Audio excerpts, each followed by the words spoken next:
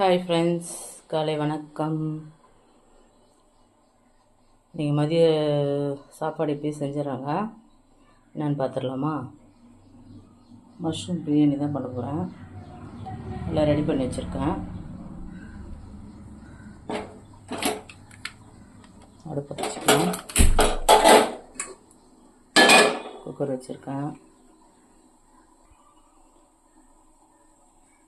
என்னடா நேற்று தான் சிக்கன் பிரியாணி, இன்னைக்கு மஷ்ரூம் பிரியாணி பண்ணுறாங்கன்னு நினைக்காதீங்க. மஷ்ரூம் இருந்துச்சு, அது வேஸ்ட்டாக போயிட போகுதுன்னு பண்ணி வச்சுட்டு போகிறேன். பையன் சாப்பிட்ருவான். எங்கள் பொண்ணு உடம்பு சரியில்லை, கொஞ்சம் போய் துணியெல்லாம் துவைச்சி போட்டு வரணும், அதனால் கிளம்புறேன். எண்ணெய் ஊற்றிருக்கேன்.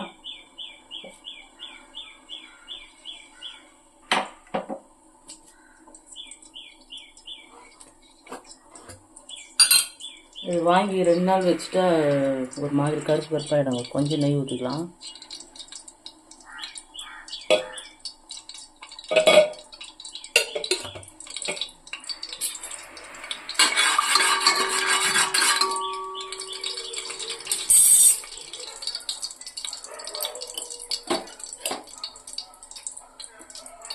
கொஞ்சம் நெய் ஊற்றிக்கலாங்க.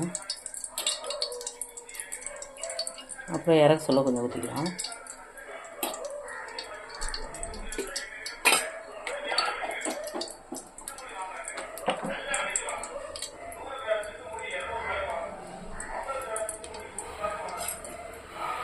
பட்டை, லவங்கம், ஏலக்காய், பிரிஞ்சி இலை, அன்னாச்சி பூ எல்லாம் போடுறேன்.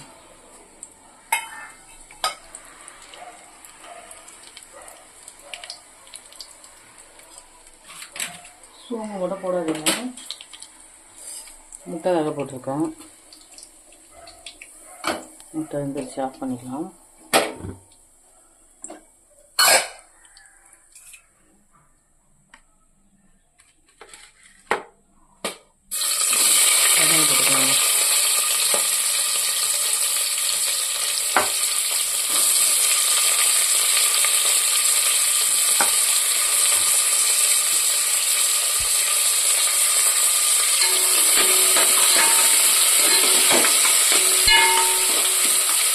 இது வந்து ஜெனி ஸ்பூன், ஜெனி சமையலில் பார்த்தேன், அதே மாதிரி வாங்கினேன். இதில் வச்சுங்க.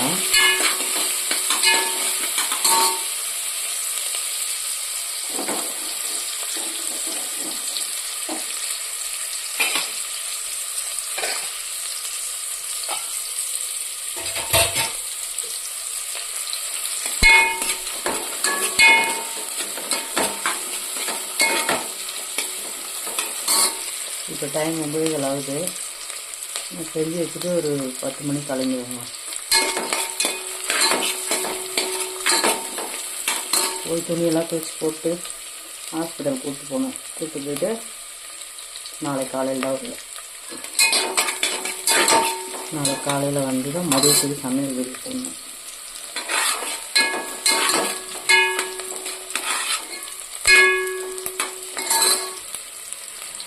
நல்லா ப்ரௌனாக வர மாதிரி நல்லா பொரி வச்சுருக்கேன். லைட்டாக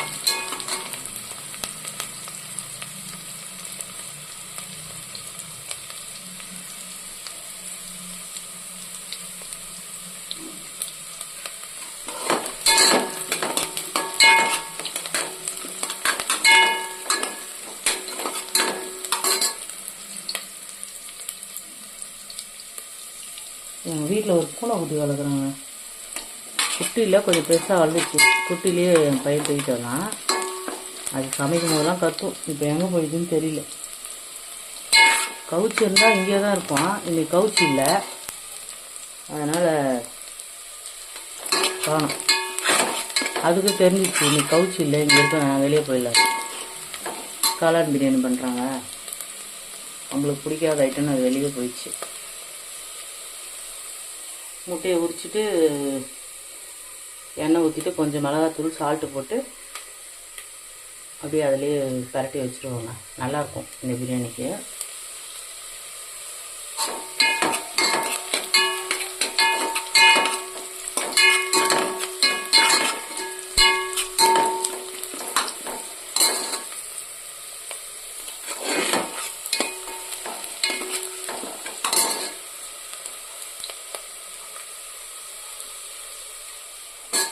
பச்சை மிளகாய் 2 போட்டிருக்கேன்.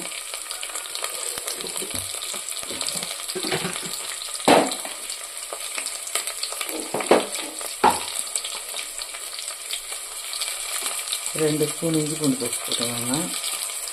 கொஞ்சமாக தான் அரிசி ஊற போட்டிருக்கேன், ஒரு கப்பில். மதியம் சாப்பிட்டு நைட்டுக்கும் வச்சுப்பேன். வேறு ஏதாச்சும் வச்சுக்கணும்னா அது சரியாது, அதனால தான் வைப்பேன். இதை செஞ்சுடுவேன்.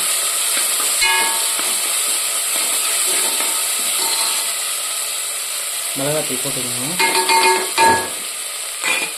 ஃபஸ்ட்லேயே போட்டிங்கன்னா கொஞ்சம் கலர் கொடுக்கும். கொஞ்சம் மஞ்சள் போட்டுக்கலாம், லைட்டாக போட்டுக்கணும்.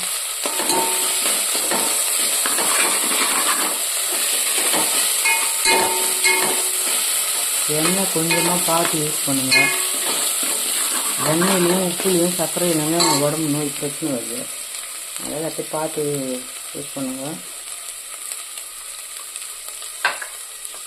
புதினா கொத்தமல்லி போட்டுக்கலாம்.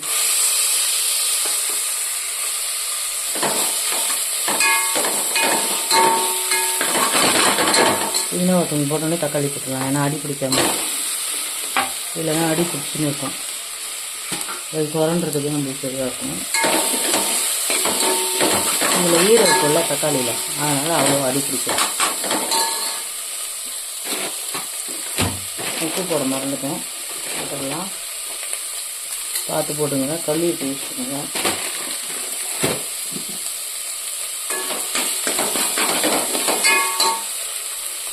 தயிர் கொஞ்சம் ஊற்றிக்கலாம்.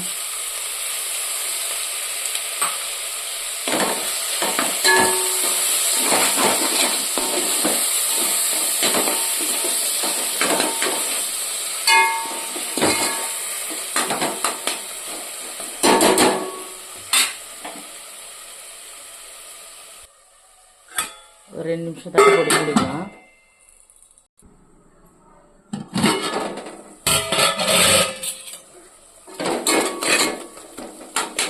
இந்த மாதிரி மூடி வச்சிங்கன்னா தக்காளி நல்லா வெந்துடும். அதுக்கு தக்காளி மஷ்ரூம் போட்டுக்கலாங்க.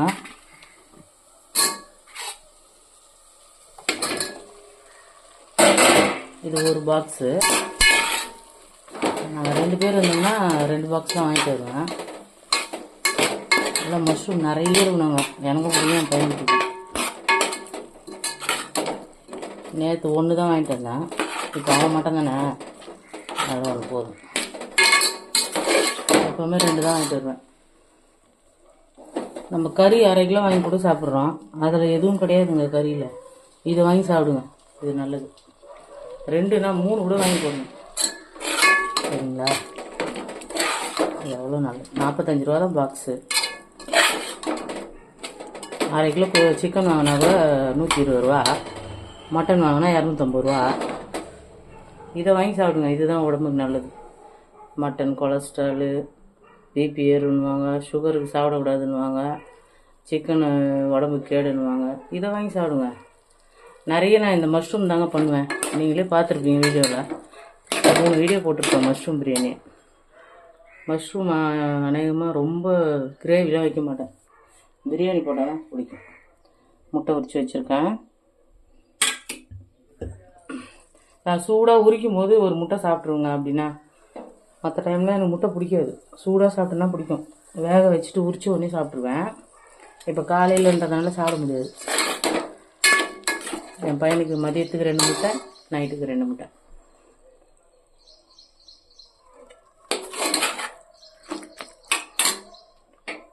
நல்லா கிளறி விட்டுருங்க. அதில் லைட்டாக தண்ணி வரும். தண்ணி வெளியே வர ஸ்டேஜில் நம்ம தண்ணி அளந்து ஊற்றிக்கலாம். இந்த கப்பில் தாங்க அரிசி எடுத்திருக்கேன். இந்த கப்பில் 1.5 1.25 வச்சா கரெக்டாக இருக்கும். இது பழைய அரிசி, நேற்று நான் 1.5 தான் வச்சேன், கரெக்டாக தான் இருந்துச்சு. ஆனால் உங்களுக்கு இன்னும் கொஞ்சம் குழையணும் சாப்பாடுன்னா, நெட்டாக வேணான்னா ஒரு கால் கப்பு அதிகமாக ஊற்றிக்கலாம். நான் அளவே அளக்க மாட்டேங்க, அரிசியும் சரி, இட்லி ஊற போட்டால் கூட உளுந்து அரிசி எதுவுமே அளக்க மாட்டேன். என் கை எவ்வளோ வருதோ அவ்வளோ போடுவேன், கரெக்டாக இருக்கும். ஆனால் அளவு பிரியாணியும் அப்படி தான், அழக மாட்டேன், அப்படியே ஊற போட்டுருவேன். தண்ணியும் கரெக்டாக வைப்பேன். கரெக்டாக தான் இருக்கும். அது நம்ம செய்கிறது அதில் இன்ட்ரெஸ்ட் எடுத்து செஞ்சோம்னா எதுவுமே அளவுலாம் வேணாம், கரெக்டாக வரும். நல்லா சமைச்சு ருசித்து சாப்பிடுங்க. நல்லா சமைங்க, கடமைக்கு சமைக்காதீங்க. நம்ம வீட்டில் இருக்கிறவங்க நம்ம தான் சாப்பிட போகிறோம். அதனால் ரசனையோடு சமைச்சிருங்க. தக்காளி சட்னி வச்சா கூட ரசனையோடு சமைங்க, நல்லாயிருக்கும். சரிங்களா? ஒரு டீ போட்டால் கூட ரசனையோடு தாங்க போடுவேன் நான். அந்த பாலை கொதிக்க வச்சு நல்லா கொதி வந்தோடனே டீ தூள் போட்டு ஒரு 10 நிமிஷம் காலவர் கொதிக்கணும். அதை இறக்கி குடிச்சு பாருங்கள் அந்த டீ எப்படி இருக்குன்னு. ஒருத்தவங்க என்ன பண்ணுவாங்க, பால்லேயே டீ தூளை போட்டு தூக்கி வச்சுருவாங்க ஏன்ட்ட. கடமைக்கு எதுவுமே செய்யக்கூடாது, இப்படி தான் செய்யணும்னு ஒரு முறை இருக்குது. அப்படி செய்யுங்க. சரிங்களா? எல்லாமே நல்லா வரும். அன்போடு செய்யுங்க, பாசத்தோடு பரிமாறுங்க. பார்த்தீங்களா தண்ணி வெளியே வருது, பார்த்தீங்களா? பண்ணி வருமா, ஆவி அடிக்குதுங்க, கீழே காட்ட முடியல. இப்போ இந்த அரிசியில் இருக்கிற தண்ணியை வந்து கப்பில் அளந்துட்டு, இருந்தால் எக்ஸ்ட்ரா இருந்தால் ஊற்றிக்கலாம், இல்லைனா அதையே அது ஊற்றிக்கலாம். சரிங்களா? அதே சரியாக இருக்கும்.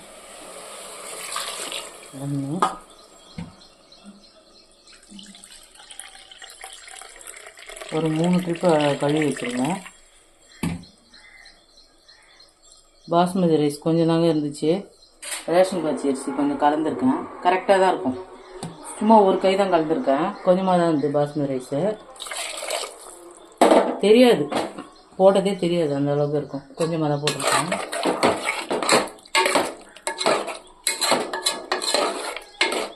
எந்த அரிசியாக இருந்தால் நம்ம செய்கிறதுல இருக்குது. சரிங்களா? தக்காளி சாதம் கூட நம்ம செய்கிறதுல தான் இருக்குது. தக்காளி சாதம் செஞ்சேன் ரேஷன் பச்சை அரிசியில், அவ்வளோ சூப்பராக இருந்துச்சு முந்தா நாள். அவ்வளோதான், மூடிக்கலாம். கொதி வட்டம் பார்க்கலாம்.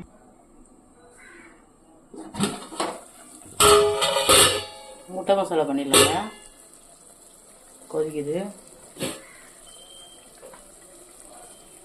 லைட்டாக எண்ணெய் ஊற்றிக்கோங்க.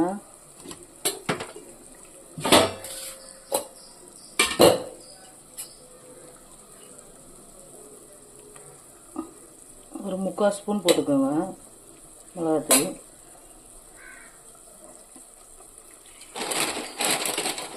லைட்டாக கல் உப்பு போட்டுக்கோங்க.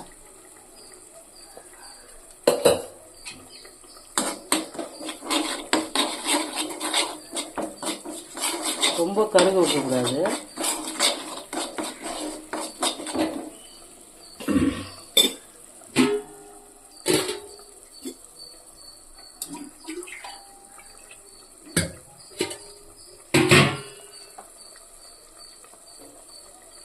தண்ணி லைட்டாக ஊற்றிக்கோங்க.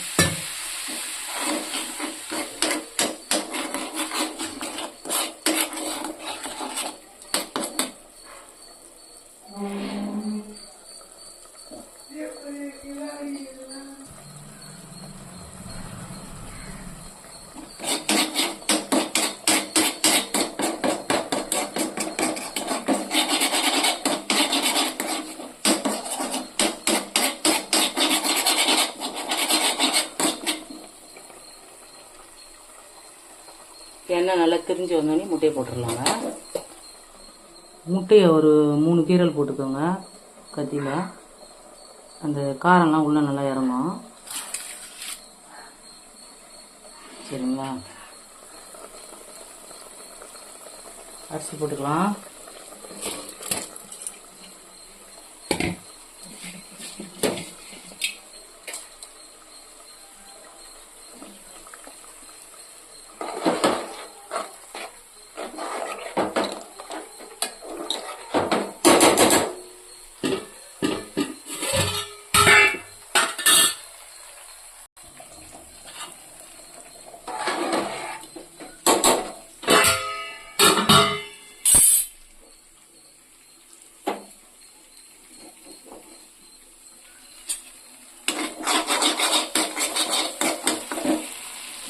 மசாலா ரெடி ஆயிடுச்சுங்க. அப்படியே போட்டுக்கலாம்.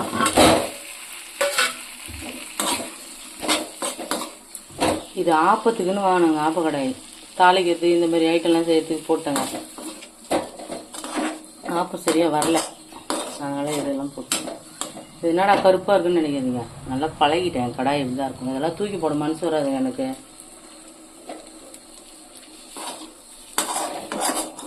என்றைக்குமே பழசை மறக்கக்கூடாது, சரிங்களா?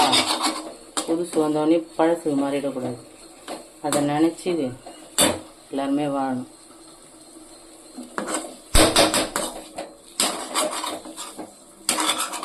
ஒருத்தவங்க சொல்லுவாங்க, நாங்கள் இந்த கடாயை அந்த நாளுக்கு யூஸ் பண்ண மாட்டோம். இந்த நான் எல்லாத்துக்கும் ஒரே கடாய் தான். நம்மளுக்கு மனசு தான் சுத்தமாக இருக்கணும், சரிங்களா? யார் இருக்குனாலும் நம்ம அதை காதலே வாங்கக்கூடாது. அவங்க அப்படி, நம்ம இப்படி அப்படின்னு நினச்சின்னு போயிடணும்.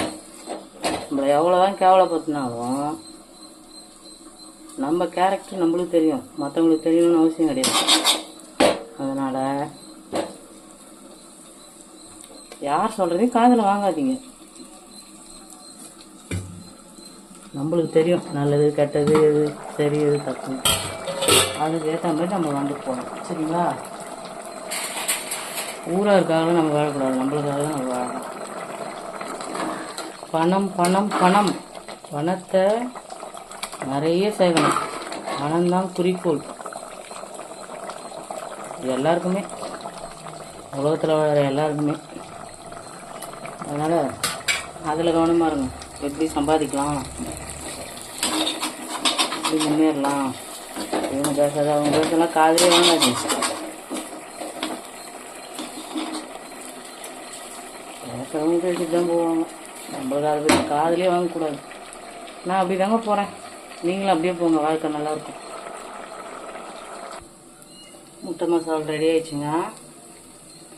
அந்த கீரல் போட்டிங்கன்னா அது உள்ளே இறங்கும். இந்த மிளகாத்தூள், சால்ட்டு, எண்ணெய்லாம் அது டேஸ்ட்டாக இருக்கும், சாப்பிட சொல்லலாம். இல்லைன்னா ரெண்டாக கூட கட் பண்ணிவிட்டு மிளகாத்தூள், சால்ட்லாம் போட்டு நம்ம கருணக்கிழங்கு வறுக்கிறோம், அந்த மாதிரி தோசைக்கல்ல போட்டு கூட வறுத்துக்கலாம். அது ஒரு டேஸ்ட்டாக இருக்கும். இந்த சாப்பாடுக்கு இந்த மாதிரி பண்ணாலும் டேஸ்ட்டாக இருக்கும்.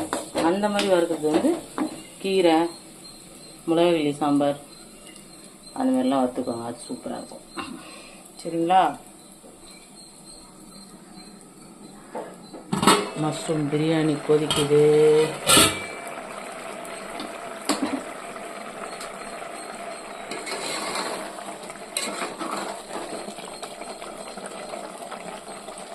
ரேஷன் போட்டதே தெரியுதுங்க. நான் அப்புறம் காட்டுறேன் பாருங்க. சும்மா ஒரு கை தான் போட்டேன், பாஸ்மதி ரைஸ் கம்மியாக இருக்குங்க. சிம்மில் வச்சுருங்க, கொஞ்சம் நல்லா வேகட்டும், அப்புறம் தம் போட்டுக்கலாம். எலுமிச்சை பழம் போட்டிருக்கோங்க. இன்னும் கொஞ்சம் நேரம் தம் போட்டுடலாம். முட்டை மசாலா ரெடி ஆயிடுச்சு. இது ஜென்னி ஸ்பூன். இது வெங்காயம் தக்காளிலாம் நல்லா லாங்காக வதக்கிறதுக்கு நல்லாயிருக்கும், கையில் தெரிக்காது. இது பக்கத்தில் பாத்திர கடையிலேருந்து வாங்கி, இல்லைன்னா ரேவதி, எங்களது ரெடில்ஸ் ரேவதி நாங்கள் வாங்கினேன்.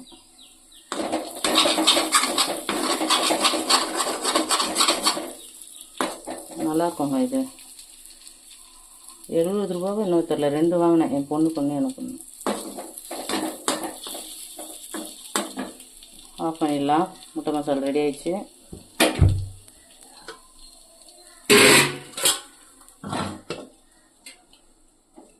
இது கொஞ்ச நேரம் தான், தண்ணி இது பண்ணோடனே தம் போட்டுடலாம். நெய் மேலே ஊற்றிட்டு தம் போட்டுருங்க.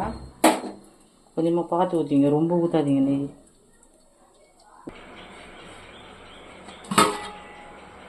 தம்முக்கு வச்சுருக்காங்க, கொஞ்சம் நெய் ஊற்றிக்கலாம்.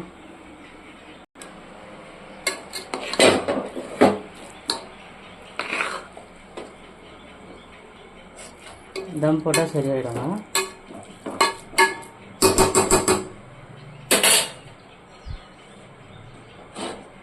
ஒரு 1/4 ஹவர் சிம்மில் வச்சு தம்மில் வச்சுக்கோங்க. ஒரு 2 ஸ்பூன் நெய் ஊற்றிக்கலாம்.